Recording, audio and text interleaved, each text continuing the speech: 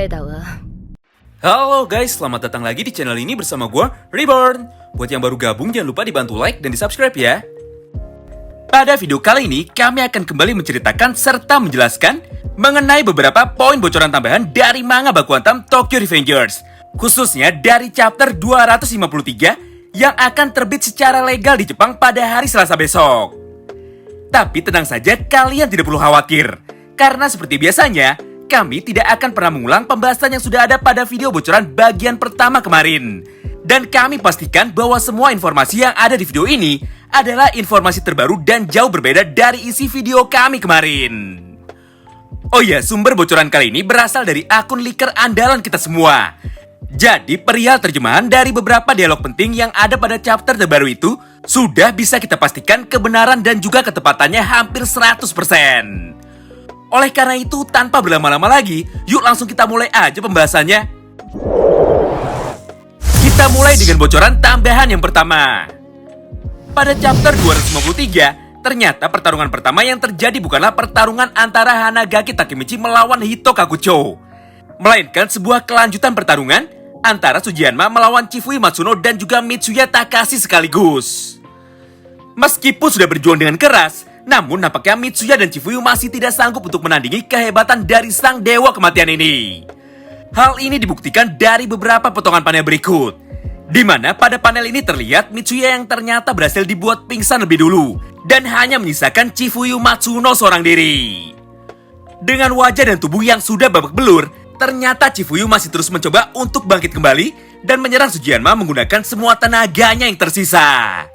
Tanpa pikir panjang, Chifuyu pun langsung berteriak, "Hurra! Matilah kau Hanma!"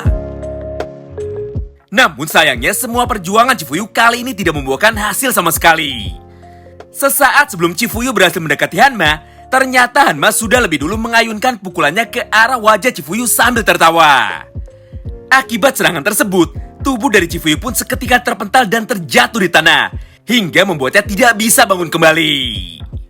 Wow, tentu saja ini adalah sebuah fakta yang sangat menarik sekali.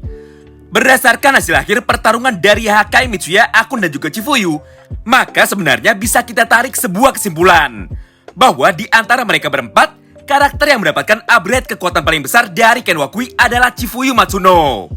Jelas sekali pada perang terakhir ini, power level dari Chifuyu sudah melebihi Hakai dan Mitsuya. Atau sederhananya, Chifuyu jauh lebih kuat dari Mitsuya Takashi. Tidak salah jika akhirnya Chifuyu mendapatkan gelar sebagai wakil presiden dari geng Tokyo Maji generasi kedua.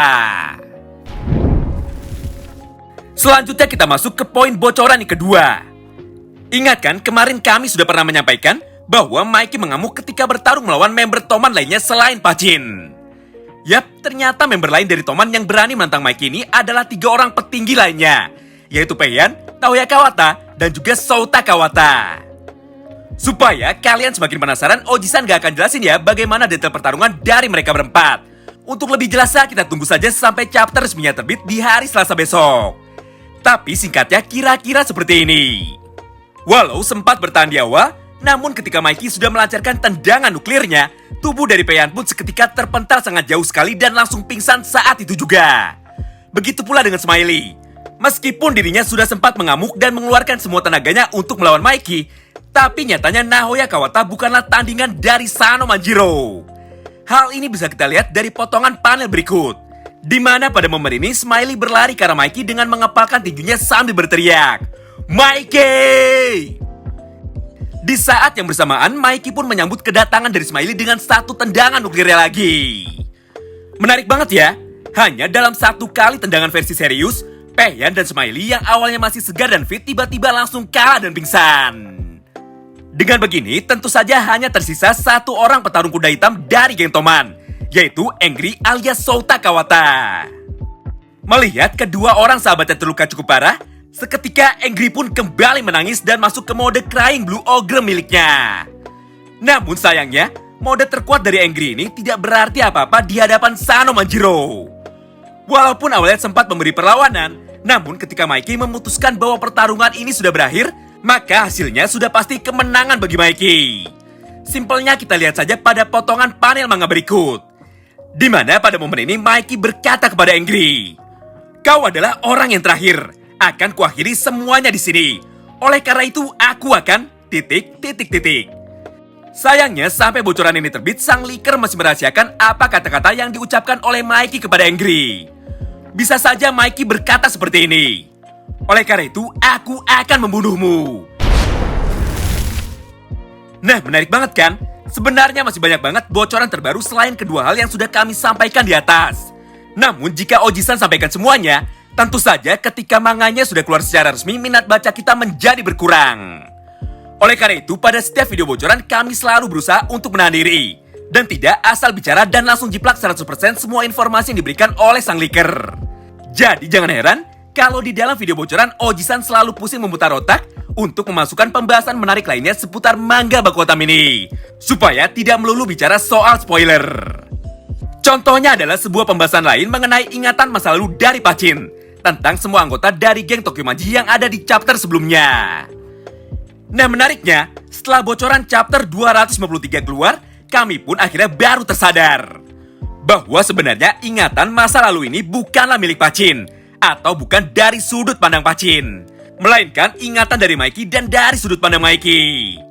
Itulah alasan kenapa ada Kazutora yang menggunakan seragam dari geng Toman, ditambah Baji, Pucho, dan Draken yang masih hidup. Karena di antara semua petinggi Toman lainnya, hanya Mikey lah satu-satunya orang yang pernah mendengar semua spoiler atau bocoran tentang apa yang terjadi di masa depan melalui cerita dari Hanagaki Takemichi. Ditambah sejauh ini, selain Hanma dan Naruto Sanzu, Mikey adalah kandidat dari seorang time leaper lainnya.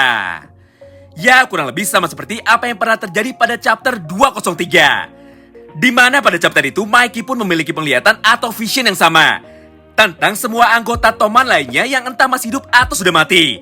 Tepat sebelum Mikey membunuh dirinya sendiri dengan cara melompat dari atas gedung.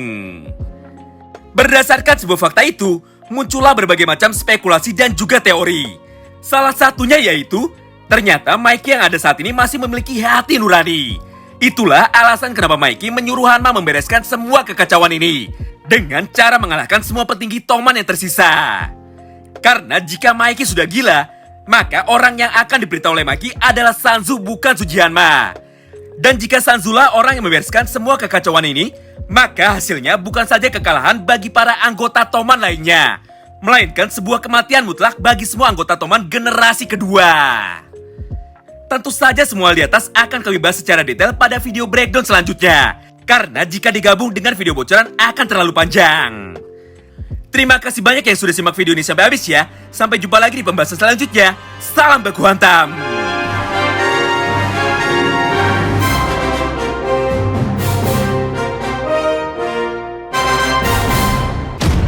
やれやれだわ。